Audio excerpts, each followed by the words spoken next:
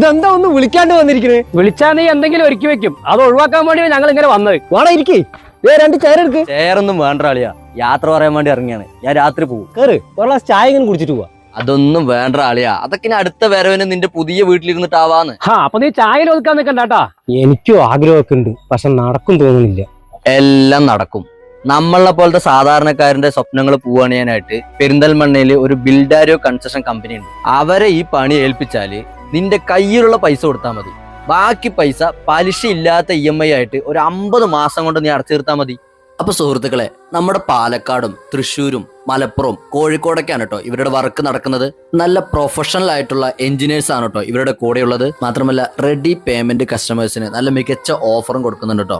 സുഹൃത്തുക്കളെ, നിങ്ങളുടെ വീട് എന്ന സ്വപ്നത്തിനായിട്ട് ഈ കാണുന്ന നമ്പറിൽ വിളിച്ചാൽ മതി.